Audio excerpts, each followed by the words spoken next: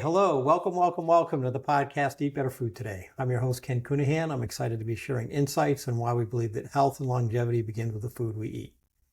The goal of this podcast will be to inspire, educate, and enable folks to live a healthier life and do it affordably. My wife and I have been on this journey for over 10 years and continue to work on it every single day. Percent of the profits from this podcast will be put towards child hunger with an initial focus on the poorest suburb in America, East Cleveland, Ohio. As a reminder, please subscribe to this podcast. Subscriptions are the lifeblood for any podcast. Today's sponsor is Cleveland Kitchen. Think of Cleveland Kitchen as providing easy gut health with their fermented foods, which means better brain health with just 2 forkfuls a day. On this episode, we're grateful to have Father Anthony Marshall. Father Anthony is the administrator for the Communion of Saints Parish in Northeast Ohio. He is a graduate of Carroll University and Borromeo Seminary. He has a Masters of Divinity and a Master of Arts in Theology. Father Anthony's responsibilities include 2 church campuses, St. Anne's in Cleveland Heights and St. Philomena in East Cleveland, Ohio. This podcast has spent many episodes discussing healthy foods, exercise, and mindfulness, but longevity or healthspan needs more. So the focus of today's conversation, especially given the holiday season is upon us, will be on hope, community, and gratitude. As you've heard me mention on past episodes, I'm working with Father Anthony and the Cleveland Catholic Diocese to bring the new Bishop Pilla Center to East Cleveland. This center will focus on families, children, and health, and will also have education and services to facilitate hope, community, and gratitude in that neighborhood. Welcome, Father Anthony. Thank you, Ken. It's good to be here with you and all your listeners as well. And I'm a long-time listener, first-time caller, as some people would say. So I am honored to be on your podcast. Thank you. Thank you. Thank you for being here. So I think you know what my first question is as a long-time listener, and I always get interesting answers that range from coffee to a full meal. So let's start with what you had for breakfast this morning. Well, I had prepared a kind of a joke, knowing the context of the show. I was going to tell you that I went to McDonald's, had 2 bacon, egg, and cheese, whatever they're called, sandwiches, and hash browns and a side of bacon, and but I didn't. So I do drink coffee. I'm a coffee drinker, and this morning I had Greek yogurt plain with blueberries and a little bit of organic honey, local honey, and then I had a piece of Ezekiel bread toasted with it's a guacamole mix, but it's a real small container that you get from the store, and it's got perfect just for a piece of bread. So my version of avocado toast. Oh, nice. Oh, I had yogurt with blueberries as well this morning, a little bit of honey. I had a few more ingredients, but that was my base as well. Good. Yeah, it's a great way. I mean, sometimes I also vary it up and maybe a hard-boiled egg instead of the yogurt, some kind of protein. But I'm not a big fruit eater, so blueberries, those kinds of things, I don't like, as you know, when you've been together, I don't do desserts or sweets, so I guess I got to have some kind of sweetness in there. So honey is my preferred sweetener. Well, much better for you. It's good sugar, especially if it's local. Yeah, and it helps. I guess they say, but it helps with the allergies or something, and it prevent. So I'll keep the local beekeepers in business by getting their honey. There you go. So a little over a year ago, you became the administrator for Communion of Saints Parish. Kind of walk us through the path you took from, I'm saying high school, if you want to start back then, up to your calling in the priesthood, because I know you've done things in Cleveland, Chicago, New York City, Rome, and Rocky River. So maybe just kind of walk us through how you got here. So a little bit of background then. I grew up in Cleveland's east side in Euclid and Highland Heights. Went to what was then Holy Cross and St. Christine parishes. Now they're closed and merged. And my mom is a retired police officer in Highland Heights, so my family moved from Euclid to Highland Heights when she got on the police department there, and I went from Catholic grade school to public high school. In that transition year, early on I wanted to be a priest in 2nd grade, but then discovered that priests can't get married, and I wanted to be married. And junior high, a thunderstorm went through my area in Euclid, caused a lot of severe weather and damage, and so I wrote to the local television meteorologist, Dick Goddard, and Andre Bernier. They were both on the local news station here in Cleveland, Channel 8. And I had wanted to be a television meteorologist. And so I actually had the opportunity to do that before being ordained a priest, was a radio and TV weather reporter in a small station in Erie, PA. Channel 35, WSEE, CBS affiliate, did the weekend weather, and I did radio in the east side of Cleveland as well, at a small station there, so I enjoyed it. I got to live out the dream of doing TV and radio weather. My path to the priesthood after high school and a brief foray into television and radio, I entered John Carroll, as you mentioned, in Borromeo Seminary here in Cleveland. Graduated and then entered a religious community called the Blessed Sacrament Fathers and Brothers. Went to study in Chicago at the Catholic Theological Union, where, as you said, I earned an MDiv and an MA, and was ordained in 2011 as a priest. In that time, I had an opportunity to live briefly in Sri Lanka and visit India and the Philippines, and as part of my ministry as a religious, visit some other countries, and even live for a brief time in Rome, beginning biblical studies. But that was during COVID. Well, I should say COVID hit while I was there, interrupted it, but allowed me to come back. And I left religious life and joined the Diocese of Cleveland. It's called Incarnated into the Diocese, and was serving at Rocky River at St. Chris Parish on the west side of Cleveland before coming here. And I just earned a Doctor of Ministry this past May from St. Mary's Seminary. So that's a nutshell. Your getting to know you, Ken, has been a delight, and your wife, Kim, as well, and your family, and in your ethos of when the bishop assigned me here to Communion of Saints, he said that often the horizon is this possibility of doing something at the St Philomena campus for the poor, and transforming that campus into some other reality, which the working name is the Bishop Pilla Center. Right now is what we've named it. And you and I have, we've hit the ground running, especially you. I thought it was going to be some years off, but you really have hit the ground running with your podcast and other introductions to other people in the community and leaders to help get this dream into a reality, to be of service to the community. So hats off to you for that. For your listeners, I've called you the Bob Vila of this old house, because you should see, if you ever come to visit, you could see he's got an office there at the rectory. He feels like a contractor going through an old house, and saying, "Oh, this is great." Anyway, it's been a blessing for that. But your idea of food as medicine is a reoccurring theme as I hear your podcast and get to know you. When I was in Sri Lanka, for example, I saw that in reality, how it plays out, where a lack of food or unhealthy options because of export quality, what they have there in Sri Lanka, all the good food, the good fruit, etc., is export quality, and they're left with whatever. That I've been thinking about that since my time there, and of course, reflecting back on that, having gotten to know you over the past year that I've been privileged to serve at Communion of Saints. Very interesting. Yeah, I interviewed Danita that runs some farmers markets here in Northeast Ohio, and she made the comment that when she started those farmers markets, farmers were not eating their own food because they wanted to sell it at the farmers market. So she had to kind of go through an education process to say, you got to be healthy too. You can't tend to farm.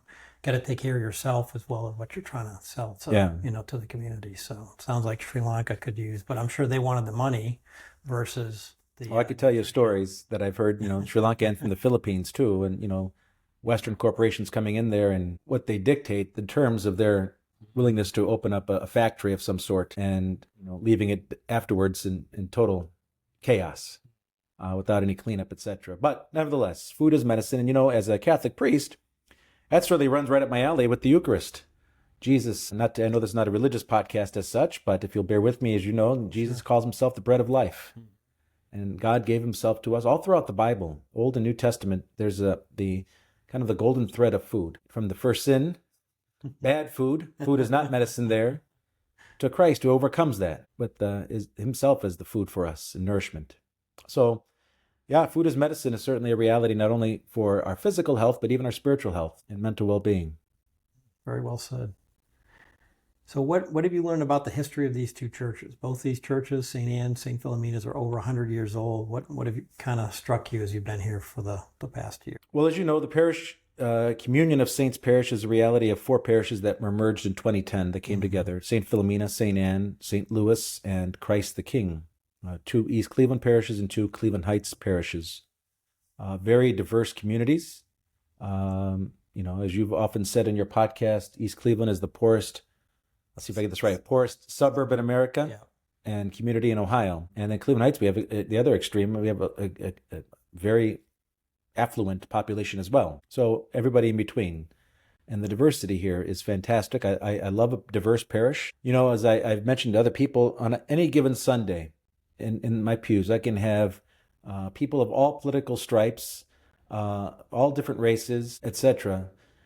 And what may normally divide us on the outside of the church walls brings us together, and that's Jesus Christ. And there's something there to be said. That's a message of hope that we offer the community, I believe, is that our political divisions aside, they're real and not going to be dismissed. They're there, but we don't let those be what define us when we're inside either St. Anne Church or St. Philomena Church for Sunday worship. Rather, it's a relationship. Pope Francis, shortly after the pandemic, wrote an encyclical on fraternity and social friendship called Fratelli Tutti. Brothers and sisters, all of us are brothers and sisters, kind of quoting St. Francis in his letter to the faithful.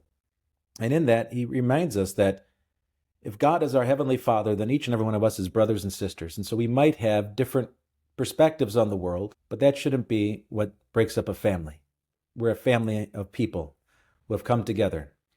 And that gives me a lot of hope, especially in our country today and in our world, which so easily finds things to divide us apart, whether it's the economics, the politics, race, whatever, gender. I mean, you name it. You can find many ways to divide.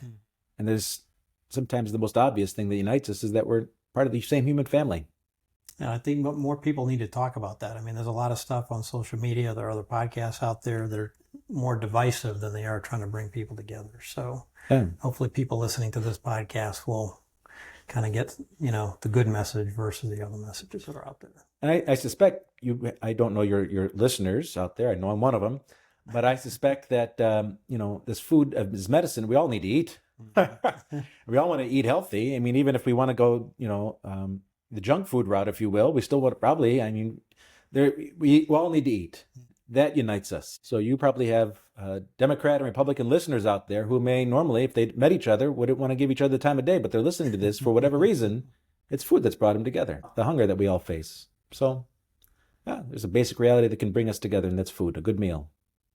So one of your favorite quotes, it's actually on the cover of our bulletin, talks about, and we've kind of incorporated into what we're doing at St. Philomena's as well. So the church must be a place of mercy freely given, where everyone can feel welcomed, loved, forgiven, and encouraged to live the good life of the gospel. So why do you think that quote is important, and how does it apply to this center we're trying to create here in East Cleveland, I guess?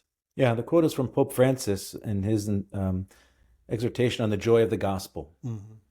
Evangelii Gaudium. And really, I find that to be a great mission statement for all of us who are believers, but in particular, to remind us that there's always a place at the table of God, as it was just saying, on any given Sunday in our church, people are there, different stripes, policies, etc.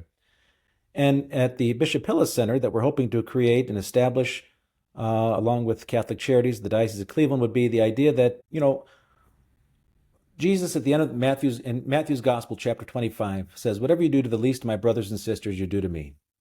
So he's given us a mandate. He's given us a mandate to be of service to others. Regardless of who is before us, we serve, and we don't check the baptismal status for somebody coming before us at the soup kitchen, right?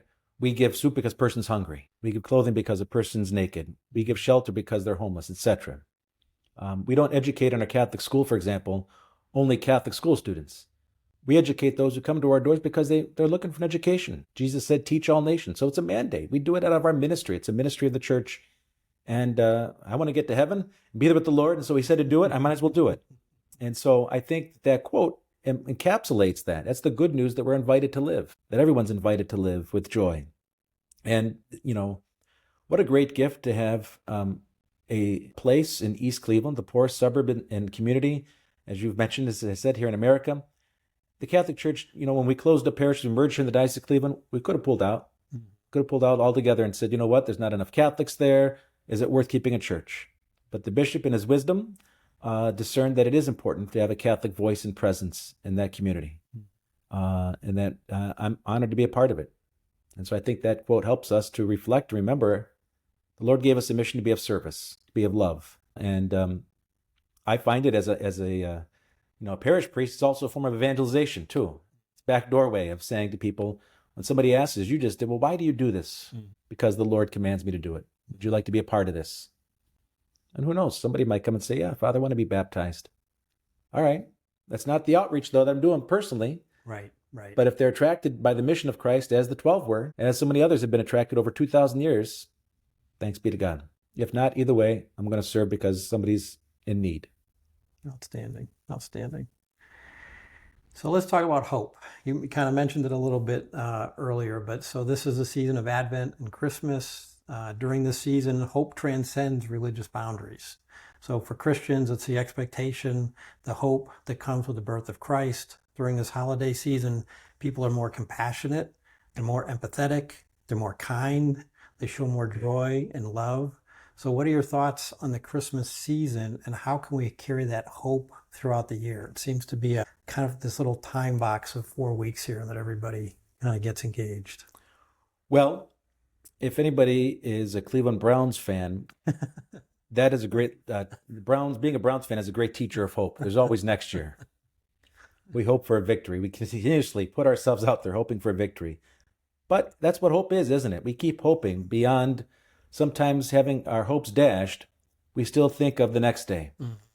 The Psalms put it that each morning the Lord renews his mercies. Each morning is the beginning of a chance to say, okay, what happened the day before, Lord, I'm sorry, but I know your grace has given me the chance to begin anew today. And I think that really says a lot about what hope is for us as a Christian, at least as a believer, but as a universal virtue in that regard too. Yeah, communities do have hope that there will be a better tomorrow.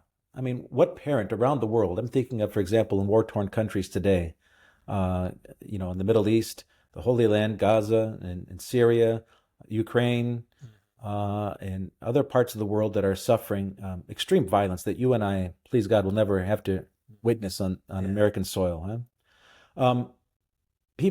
Those parents have hope for their children in what seems like to be an extremely hopeless situation. I lived in the Holy Land and study for a semester back, I don't remember when it was, as many years ago. And, I saw the wall there and everything else, and people still had hope then, and they have hope today, and they're bringing new life into the world. And I think that hope is a life-giving virtue.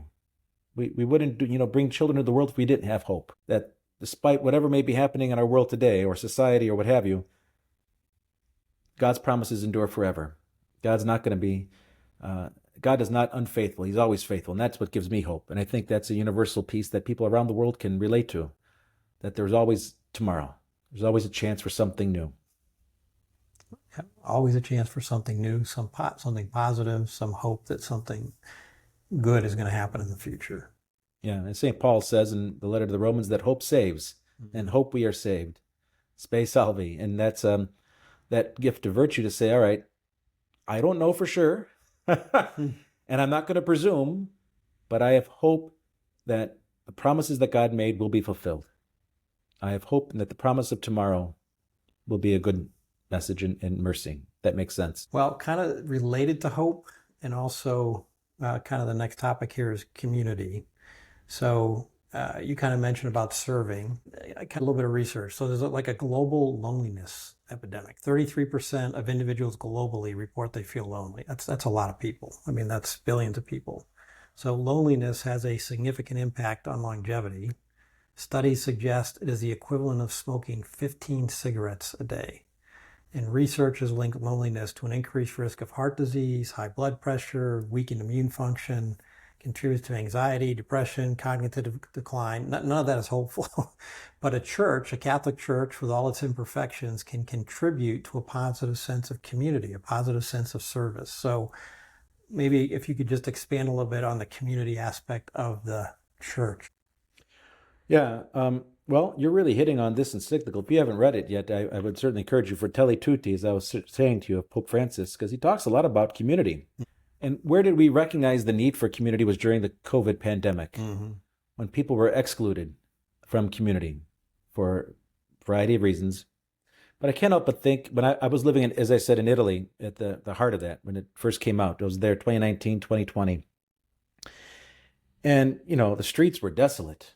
I mean, their lockdown in Rome was much more stringent than it was here in Cleveland, Ohio. I mean, you had to get a permission slip from the state to go out for a variety, only specific reasons. I remember one of which was walking your dog, or, you couldn't go out for physical exercise, but your dog could. So the neighbors would share each other's dog. And they had some of the fittest dogs walking around. I mean, anyway. one of the examples of community that I saw was, and it happened around the world. It was a global phenomenon, especially through the internet and social media. Choirs coming together and singing when you saw different little boxes of people, almost like the Brady Bunch, right? And minuscule. So you would be singing at your home, the person would be playing over here, and they would perform hopeful music. Mm-hmm. Or neighbors in Rome, in particular, this happened and throughout Italy, would on their balcony. A lot of people have apartments with balconies. They would go out and sing to one another and be out there. And there was that sense of that community spirit that we knew was missing when it was taken from us. And I think that's important that we remember that sometimes, what's the phrase, absence makes the heart grow fonder? When community was missing, we realized what we had, how good it was, and we needed that. Think of the nursing home people who were isolated, couldn't see their family members for how long. Maybe they would go to the window and they'd wave back and forth, hello. So a community is certainly an important piece of being a part of the human family. Back to that part of, if we have one God as our Father, we're all brothers and sisters, then yeah, we're in a community. And I think the message of the Catholic Church in particular is that everyone has a place at the table. And that this community of faith, yeah, we've, nobody's perfect in it. The last one who was perfect was Jesus, and they crucified him. In fact, the only one who was perfect, right? Without sin in that regard. So, hey, we're all sinners. We're all here together. And I think that community aspect helps us to say, all right, now, Lord, what are we going to do with us? Save us. Save us, Lord. And that's, again, builds upon hope. If you don't have hope, you don't have community. Because you can't have that. As I said, I think hope is life-giving. And if otherwise it becomes life, for lack of a better phrase, life-sucking. And that sucks out the community aspect of it as well. People live without hope. They're living without community. It's one of the first things to go. Yeah, that can be part of the hope. Being part of a community, being part of service, being part of helping other people, that can be part of having hope. I think I've learned from my encounters with some of the poorest people in the world that are filled with joy. That I'll give you an example. When I was in Sri Lanka, Sri Lanka has two major ethnic groups, the Sinhalese, which are the majority, and they're the more native of Sri Lanka, and the Tamils, who came as slaves originally by the British from the Indian state of Tamil Nadu, brought over to work the tea plantations. Well, they're a minority now in Sri Lanka, and they tend to be Christian. So I went up with a couple of other seminarians. At the time, I was not a priest, I was a seminarian, and we were going in a van up this tea plantation, and for Mass. They get Mass once a month there. It's not enough priests who speak Tamil. And so I was with this priest, and I was with another American, a couple of Filipinos, and other Sri Lankans, and we're there driving up this van, up this mountain, and we know where I was brought to tears. We had Mass, and they were so filled with joy to see seminarians, which gave them hope for a future. Even though I knew I was never going to serve in Sri Lanka as a priest, still, I gave them hope. I was like, Lord, I don't know what I'm doing here. I'm just here to participate in Mass. After Mass, they threw a banquet. Their banquet consisted of their fresh fruit allotment for the week. And of course, I felt mortified taking. Right. Knowing that this is these bananas and fruits was what they had for the week. They were offering it, though, because that built community, that gave them a sense of hope. And they all gathered together, and they pulled whatever resources they had for this food, and that was their banquet. Talk about a Eucharistic moment, huh? Christ, the bread of life, food is medicine. That was medicine to my soul. Here, these are the poorest of the poor that I've ever met in my life, and they're offering me what from their total, gift of themselves. And that built community. Obviously, I still remember it to this day and talk about it. It's like the gospel story of the widow who gave everything she had. The Lord points that out. She didn't give of her excess. She gave all that she had. Sounds like they were doing the same thing in Sri Exactly. Lanka. They were giving all that they had, and it built up community. It built their spirits up as well as the people, me as a recipient. So to your point, whenever, people give of themselves, even if you have nothing, like if you go to a soup kitchen, you volunteer to serve, you probably should be the one on the other side, maybe, but you're volunteering there, and that often happens, right? Yeah. But there's a need for us to give of ourselves, to be life-giving rather than life-sucking. That's all part of hope, all part of community. And then kind of the next topic here is gratitude. So gratitude promotes happiness, creates a more positive outlook, strengthens relationships, lowers blood pressure, helps you sleep, creates a positive effect in your community. And you see now, at least I see when you talking about the Browns, many professional athletes today are expressing gratitude on and off the field. So they're trying to set an example to all of us. So how do you look at gratitude as it relates to the parish community in Cleveland Heights and East Cleveland, I guess? Well, you know this as a fellow Catholic. One of the things that the Catholic Church has been grounded in is gratitude, thanksgiving, which is from the Greek word Eucharistin, which means Eucharist, to give thanks. The very act that we do on Sunday is a thanksgiving sacrifice of praise to our Heavenly Father. And so we're rooted and grounded in thanksgiving. It's part of who we are. It's in our DNA to give thanks. It is our duty and our salvation always and everywhere to give God thanks and praise as we pray in our prayers in church. And so I think that the community of faith that we have here in Cleveland Heights and East Cleveland is rooted in gratitude and thanksgiving for the blessings that we have. And when we count our blessings, the gifts that the Lord has given us, I sometimes tell people in counseling or whatever, take a sheet of paper, divide it in half, yellow manila pad, whatever, legal pad, divide it in half, put blessings on one side, challenges on the other. One, it's going to be a lot more fun to count the blessings, and they're there. And it may be easier to count the challenges we have because they can add up and it's easy, but at the end, they'll stop at a certain point. The blessings keep going, especially as you think further back in your life. The older I get, the more I realize how many blessings I do have, and I need to be thankful. And as you say, it helps with all sorts of things, whether it's blood pressure or the physical piece of that. Mm-hmm. But that is that key of giving thanks and praise to God for God's many blessings in our lives, and then being able to share that with others. Again, some of the poorest people I've met are also the most grateful just to have a meal, to have communion, to have a community, to be present, to know that somebody's there, to just even have a smile. There's that sense of gratitude that in my own life, even as a priest, administrator, I could be caught up in the busyness and business aspects of a parish, and I need to stop and be more grateful. That helps me in my own realization of, okay, Lord, the boiler's broken. I'm grateful I have the resources in order to get that fixed, or people who are going to help me with that. It's not my burden alone. I think gratitude also helps us to realize, and all three are related, and all three build on one another. They all are. Hope is life-giving, which leads us to remember that life-giving is nourished in the community, and then we give thanks for that. And, I just say that the gratitude aspect also reminds us, too, that the blessings that we have are not meant for us alone. That whatever we may count as a blessing in our life, healthy food and meals, etc., exercise, good weather, whatever it is, they're meant to be shared and appreciated. Mm-hmm. I can take a trip somewhere, go on a vacation by myself, and what's one of the first things that people do now, especially with Facebook and all that, take pictures and put it on there so everybody could see. Right. Because you want others to share in that and be grateful with you. Mm-hmm. That's that community aspect, that's that hope. It's a lot more fun to travel with somebody else, though, I'll tell you that, than it is to be by myself. Because then there's a shared experience for which both of us, or more of us, can be grateful. Right. I think it's what makes marriage so life-giving in many ways, is that you've got somebody to share that life with. And, it's a fourth set of eyes on the same experiences versus your two. Eating alone, it is what it is. But when you share a meal, there's something to that. There's an aspect to that. I'll point this out. And again, I don't want to be too religious. I'm sorry, but it's a company job. I'm a priest. It's in the DNA there. The Gospel of Luke. There's a wonderful book called Dining in the Kingdom of God by Eugene Laverdiere. Talks about the Gospel of Luke. And Jesus, if you look there, Jesus goes from one meal to another in Luke's Gospel. And Jesus' ministry and teachings happen either at a meal or in between, en route to another meal. I don't know. It's like going to Little Italy and having a great meal. Jesus in Luke's Gospel, Jesus liked to eat. Well, he needs it. It's nourishment. I guess I've never picked that up before. It's kind of the...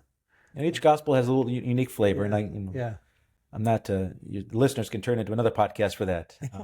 But the idea of Jesus' ministry in the Gospel of Luke, he's going from one meal to another, ending, of course, with the Last Supper, but the resurrection meal, road to Emmaus, Luke 24, where they recognize him, say, there's something here to this, and they go back to the community.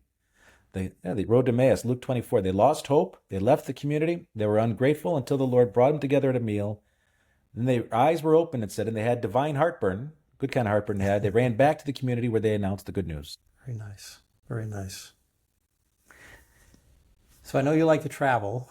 You were recently in Italy. I know you've also served Mass with the Pope. I guess, what do you learn when you travel? I know you talked about Sri Lanka, but maybe talk about Italy a little bit, like when you travel there, or maybe some other places. You've also been, like New York City is a place you've traveled to. I lived there too. Yeah. Yeah. What do I learn about travel? That it's good to be home. No, I learned to, in my travels, I've learned to appreciate other cultures and try different foods. So when I was in the Philippines, I tried balut. Listeners can look that up. I've heard about balut. Or eating the fruit durian. When I was in the Middle East, I had camel sausage. Okay, it's different, but doing those things, it's we might say maybe it's a novelty to try that, but it's also an openness to the place where I eat what you're served in that sense. There's an openness to that. It's taught me by traveling that people, we may have the same faith. For example, if I go to a Catholic church in Bethlehem and have Mass there in Aramaic, or in Rome and have Mass that in multiple languages, or wherever I am, that the faith, is what unites us. In my case, as a Catholic priest, versus what all may be different about somebody else's culture or world and my own world. And it's also opened my eyes to, again, that gratitude, because, wow, I do have many blessings that I didn't realize were missing. A small one comes to mind is hot running water to take a shower. I mean, in Sri Lanka, you might think, well, it's, right near the equator, it's 90 degrees, maybe it's good to have a cold water.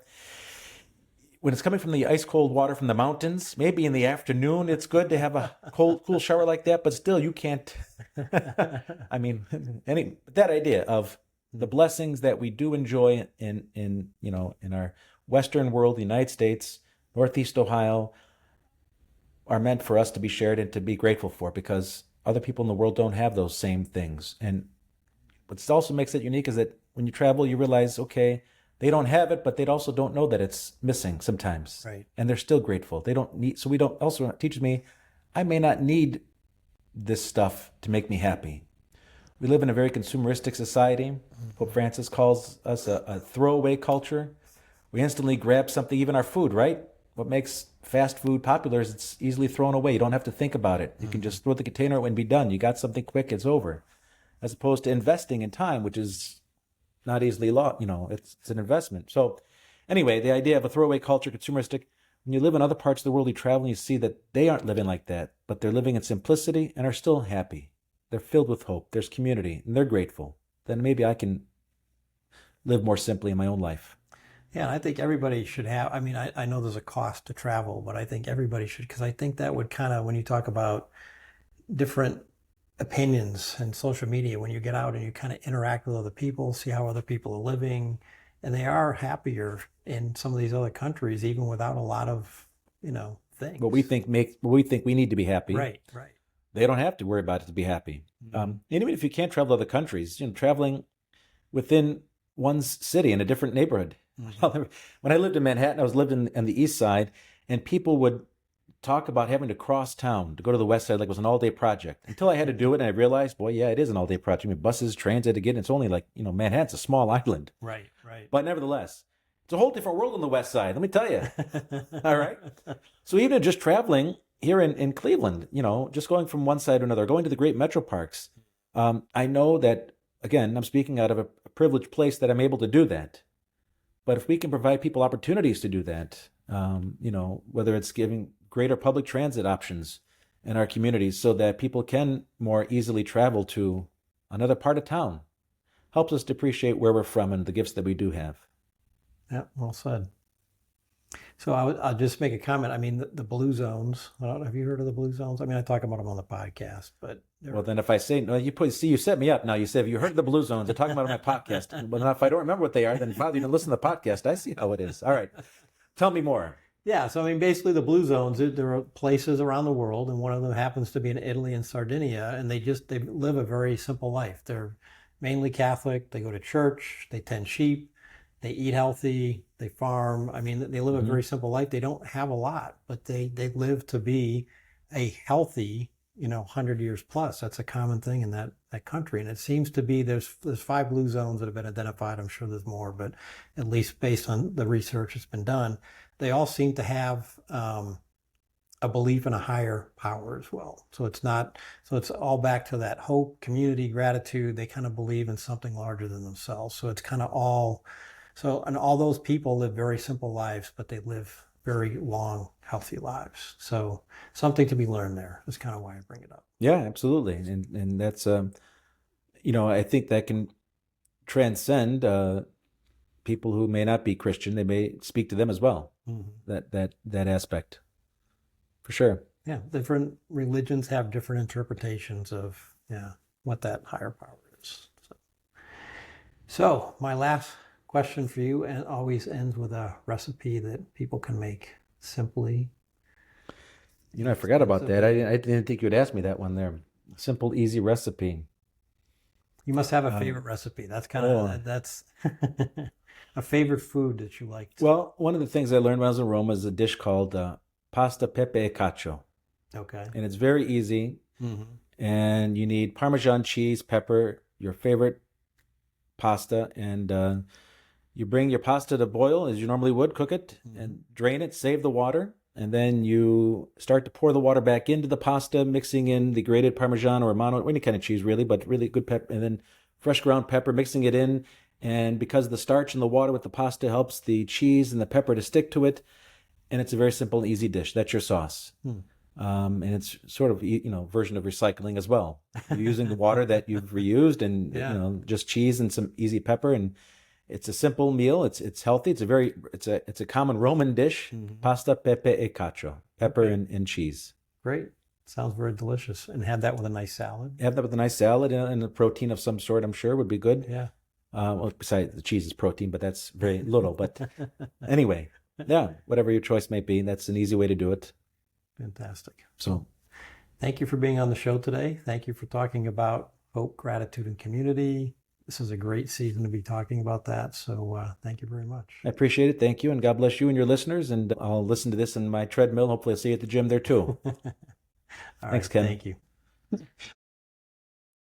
As I mentioned a few minutes ago, I have a new weekly sponsor. That new sponsor is Cleveland Kitchen, the leader in fresh fermented foods. Try Cleveland Kitchen's crunchy and delicious krauts, kimchi, and pickles packed with probiotics to support your gut health while elevating your meals from ordinary to extraordinary. Cleveland Kitchen, where taste meets wellness. Find it in the produce or deli section of your local grocery store or visit clevelandkitchen.com for more information.